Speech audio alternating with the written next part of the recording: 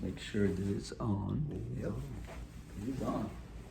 Well, so we're here with the Campbell family, and I'm going to let them introduce themselves, and we're going to tell their story a little bit and their adventure to black belt. They are black belt candidates this year. All right. Howdy, I'm Kelly. I'm Ian. And I'm Larry. And so who's going to tell your story? I will. So I kind of started it all. We live in Galveston, and Larry's shop is in Kemah, and I work at Rice University, and so we didn't want to be so far away from Ian when he was at school. So we put him in school at Bay Area Christian. And at the time, extended care went to 4:30, and Larry drops him off because I'm up there at 7 o'clock in the morning. And so my leaving to get him by 4:30 was, I'd have to leave at 3:45, which was a little crazy trying to get out of the med center. And so just driving by, I saw the old vans that had the after school program on them. And so I popped in one day just hey, let me see what this is. And they went to 6 o'clock.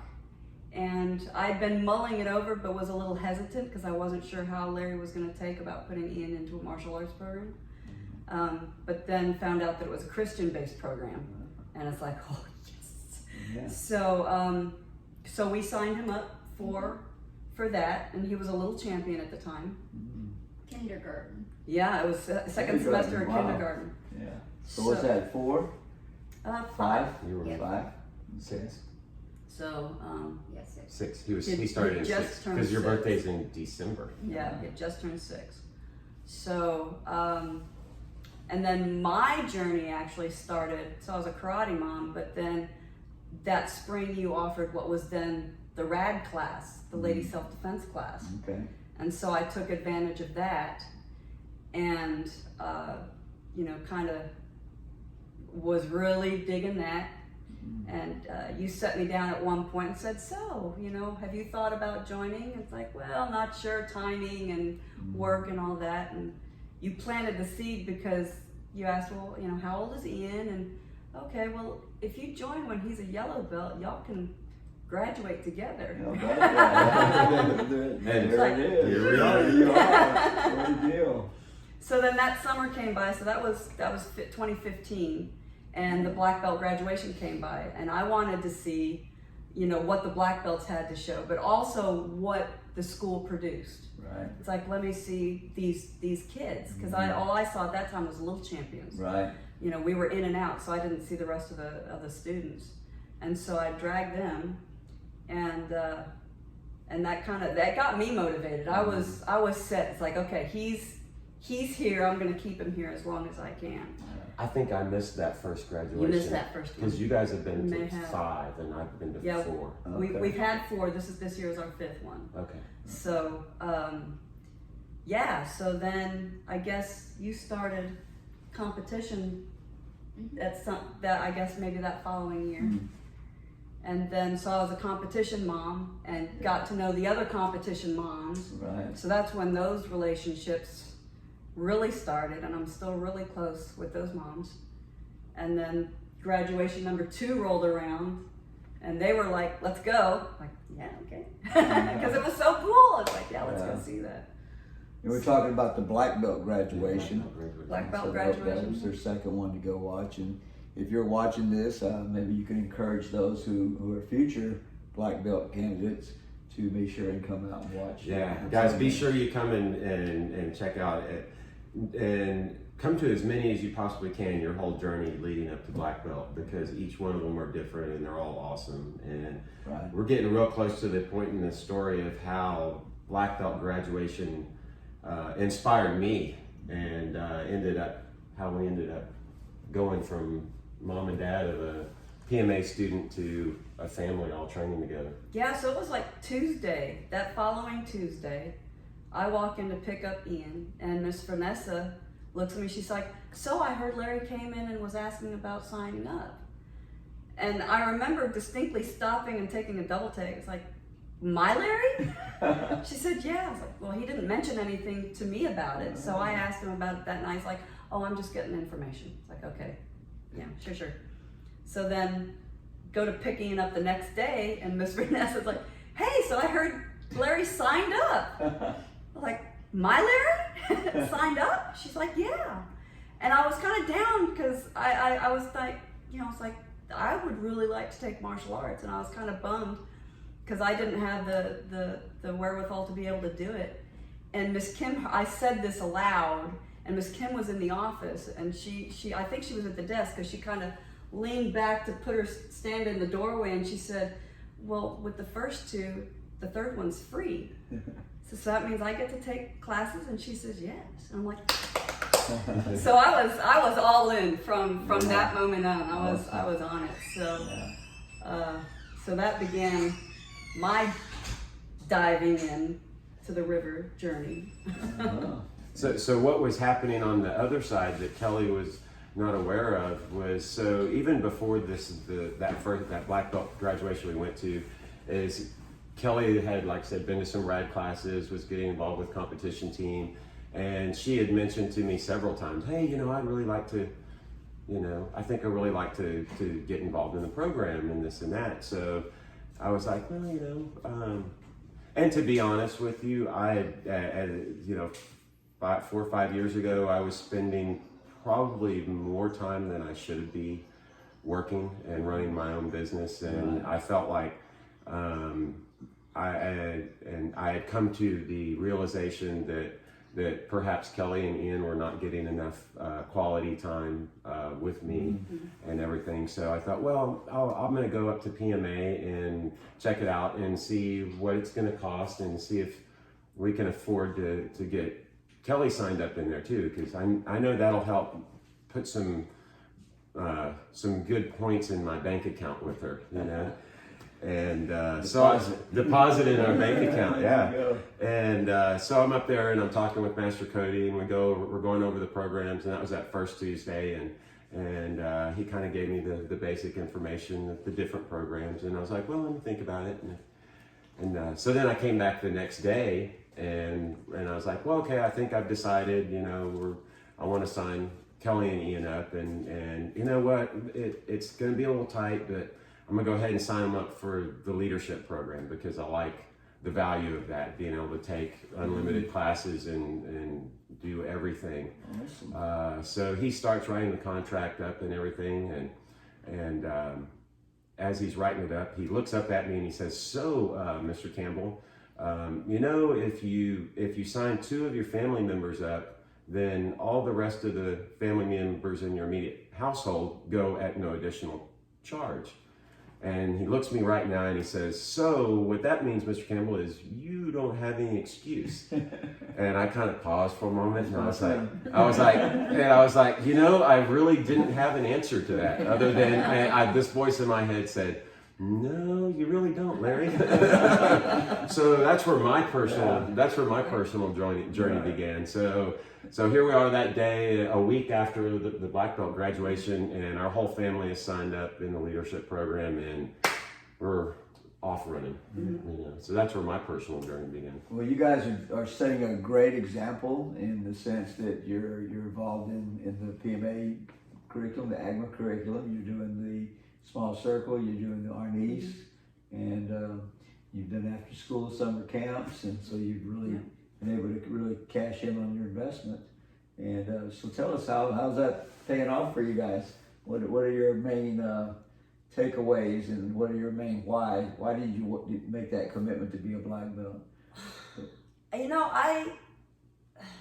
I think I was all in from the get-go once I hit the mat. It just because that is something, that is a huge goal, and I know not many people reach that goal. That's right. And so it's One like in that 10,000. So I knew, and I dig those kinds of things, being a marathon runner. It's like not many people are marathon runners, so I like doing those things that not a lot of people do. Like doing the hard thing.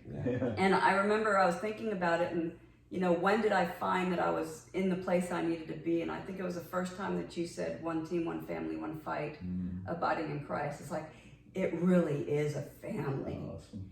And the other relationships that I've made with the adults that I've been training with, the Dixons Yeah. and Boom, and you know, it's like, you know, Sharon had said previously, whenever we see an adult white belt come on, that's extra special because it takes an extra something to get out there Right. and put yourself out there and be led by people who are much younger than you. Yeah. And they do a really good job of helping us along, that, you know, helping us find ways to modify Right. to get to where we can do the techniques, you know, the way we're supposed to. So it's just it's the family atmosphere. I was all in at that point. That's great. When did you decide you're all in going for black belt? Well, it was about the same time as her when I started my journey when I started my journey in Premier. I knew that I was in it, and I actually wanted to do it. So Awesome. I knew I was there, and I'm going to do it. So I made a commitment that moment I stepped on the mat, just like her. And I would venture to say that I'd be right in saying that you've never even thought about doing anything other than succeeding at getting your black belt, right? As far as like never had a bad day. We've never had a conversation Right. from him. I have no indication that there's ever been an inkling of a thought of Right. quitting, giving up, nothing. And you just dove right in. I mean, you got into competition. About how many tournaments have you been in? Ooh. Wow. Any clue? We haven't counted.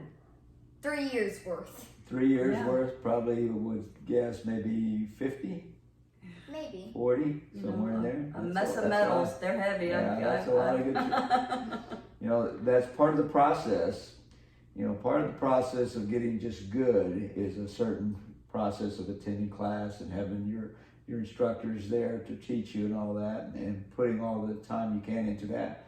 But part of the process of getting from good to great is competition.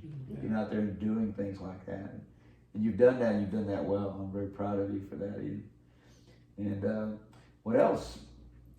Well, for me, when I first, after that moment that Mr. Cody's like, well, you know, you don't have any excuse, I was like, okay. And I remember my first day as a white belt, and I'm on the mat, and I'm the kind of person that anytime I decide to do something, I'm going to do it. If anything's worthwhile doing, it's worth doing well.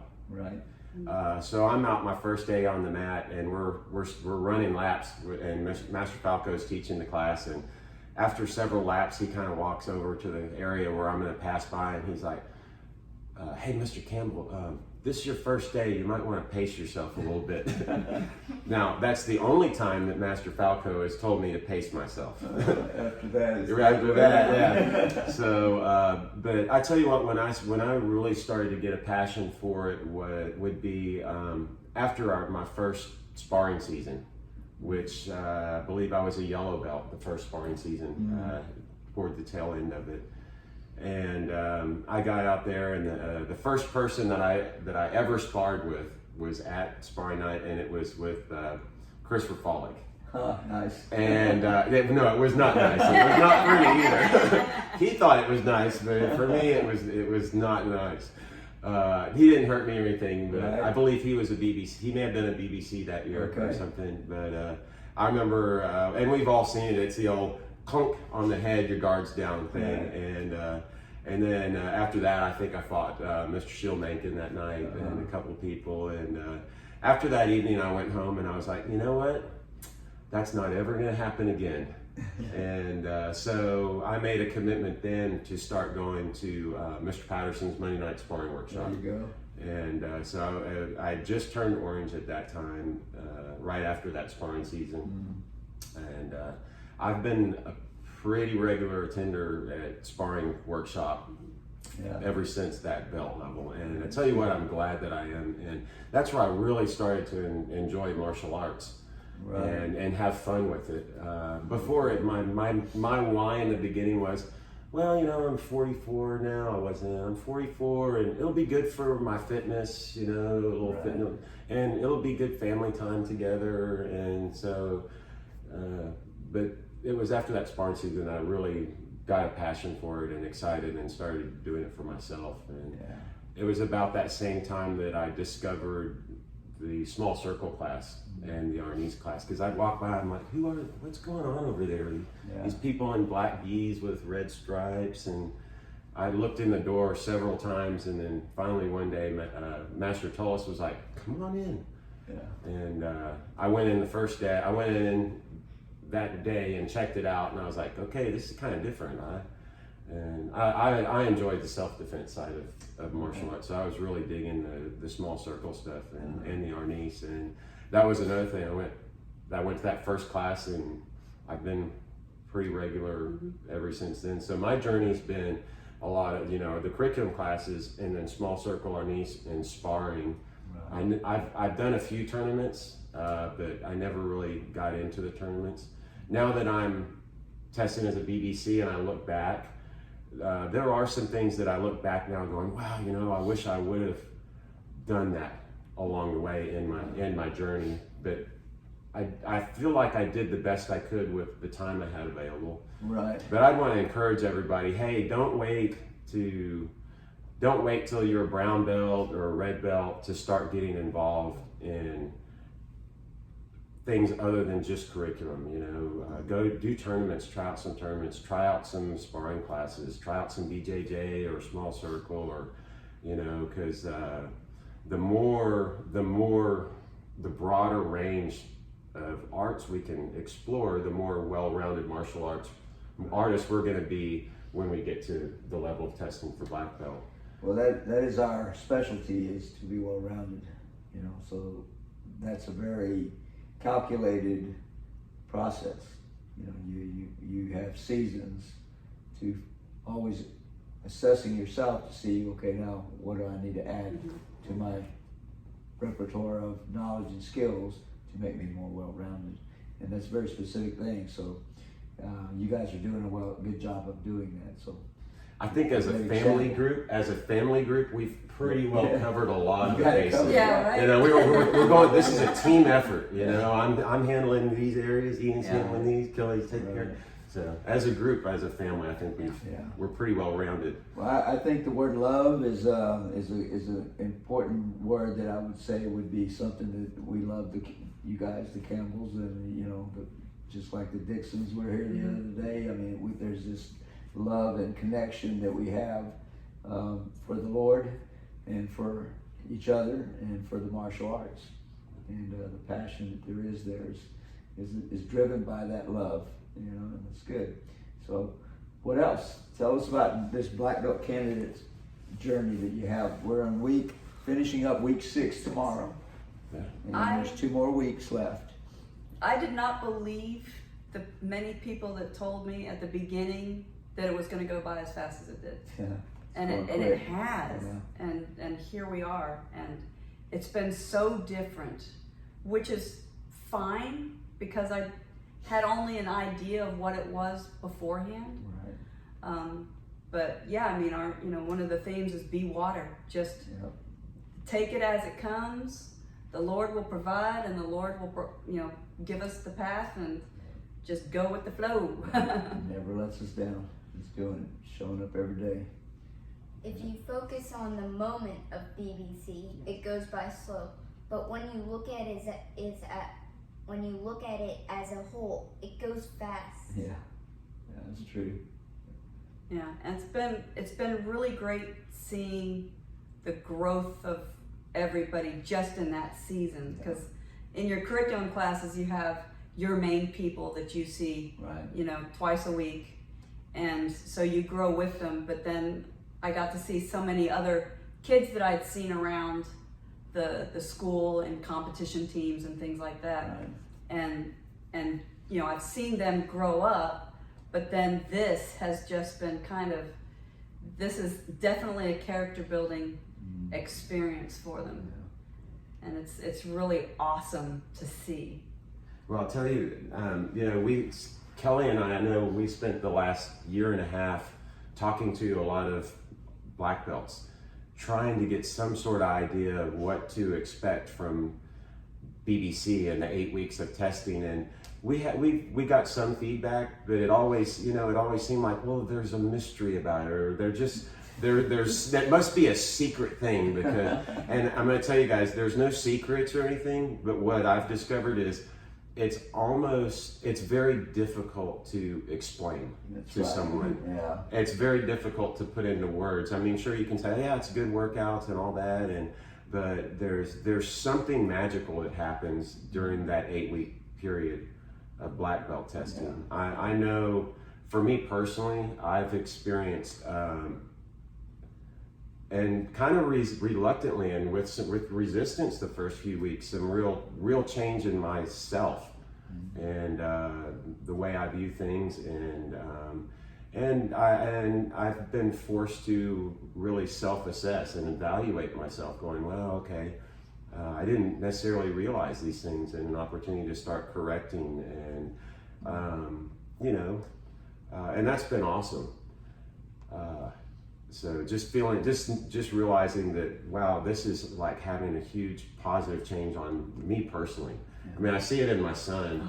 My wife's been awesome all the time. She's been awesome for years. So, Those are slices. Yeah. But I tell you, bank account. but I tell you, one thing I've really enjoyed through BBC is the building relationships and getting to know people better. Because, like I said, I've had great friendships and relationships with people from Monday Night Sparring, but this has given me an opportunity to meet even more people. Yeah. And I tell you what, so the entire Al-Bustami family is part of our Arnis presentation group. Mm-hmm. So, and then a couple of are also in my, Sama is in my group 1.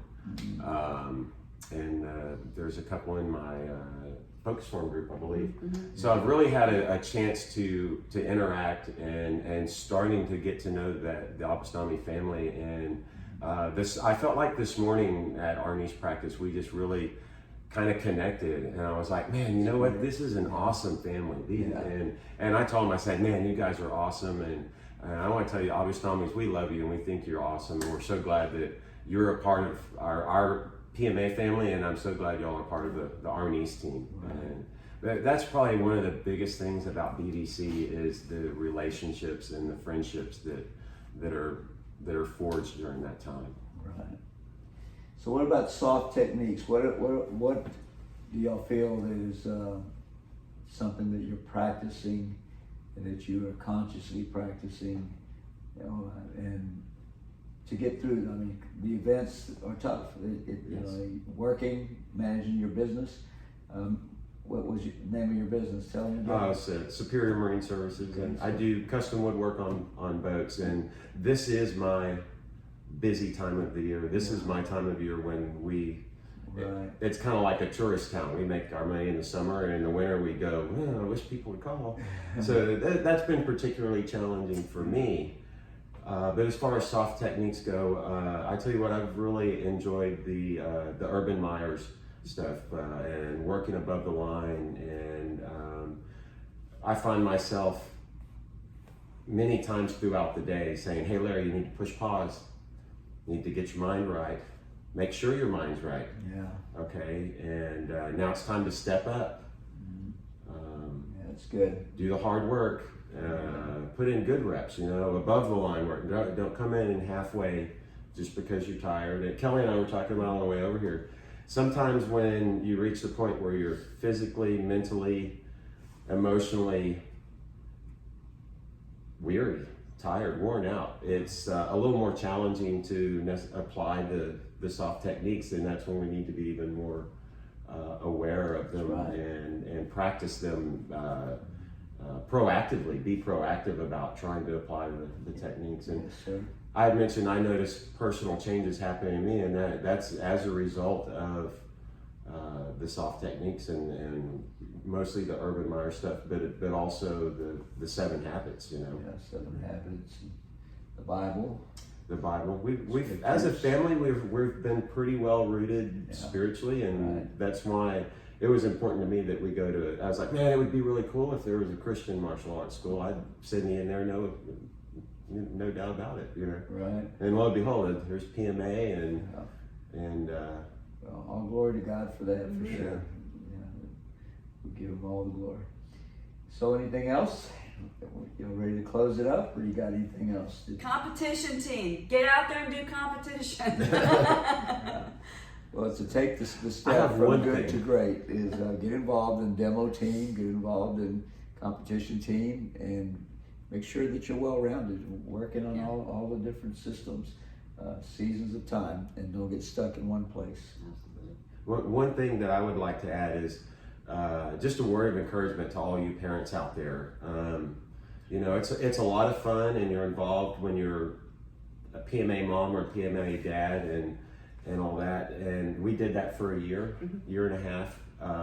But I tell you what, when Kelly and I both decided to get involved in training ourselves also, it just took everything to a whole new level, and it gave us such a bond as a family, and all working together with common goals. Yeah, that's great. It just, you know, it's awesome being a PMA mom and dad, but it's like special, super awesome if you're on the mat training yourself. Don't be afraid to get started. You're not too old. It's never too late.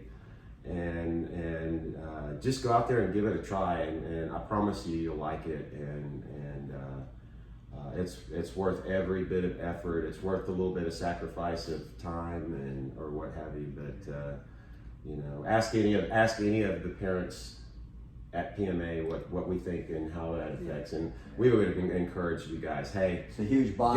get on the mat with us, because you know I have a lot of adult friends, or more like acquaintances now, the Right. people that I interact with. But what I have at PMA is a lot of real adult friendships and relationships, and we have a tight bond, but it's even tighter when we're all out on the mat training together. You know? So Kelly, how about taking a minute and explain your adventure of the ladies self-defense class that you mentioned? You know, I think you've been to it. That's really what got us all going. Now, how many times have you been through that So- course? I mean, if you could just quickly explain something about that. it's now Algar's Lady Self-Defense Systems. We teach techniques. 90% of self-protection is mental, and not getting yourself into the situations to begin with, but then we're giving tools that are easy to use. They're Krav Maga based. Something that's very unique about it is that we get to play with the Krav guys and ladies. And so we're striking them from the get-go. And Sheil Mencken, I love you forever, because he was the first person that I ever intentionally hit with power. Of course, they have pads on and everything. It doesn't absorb it all, so they got to be tough too. They're laying it on the line for these ladies. And they're, all these aggressors. They're techniques that can be used pretty quick. Yeah. And I've been through the class 14 times. I started 14. at 15, but I think I got the flu this last time, so I had to not complete that class. But So we're talking about a 12-hour course that's done in 4 3-hour blocks, and we missed ours this quarter because of the situation with the virus. But we are going to be doing a Zoom version of it, so be on the lookout for that. Absolutely, and it covers not only lady self-protection for ourselves, but for our families. We've got a lot of moms. We've got young ladies that are going off to college. I cannot. This is my passion, women's self-protection, and I brag about it. And you know, I've gotten ladies from church and friends to come, and so I encourage you, moms of karate moms. There's no reason that you cannot take this class. So it's great for teenage girls and moms to come together and do the class. It opens up a season of time where you can talk about that subject and the avoidance and the different mental aspects of that. And you're doing that with information that's being given to you from professionals. And it's done in it's in a safe environment. Yes. So I know that a lot of women are put off by going to gyms or other places because they just don't feel safe about doing it. It is a women's class for women. Karen Studi she's a black belt. She helps teach with Grandmaster Garza, and it's an all women's class until we need to go train in live simulation. Our aggressors. And it's a fantastic program. All right, so y'all ready to close?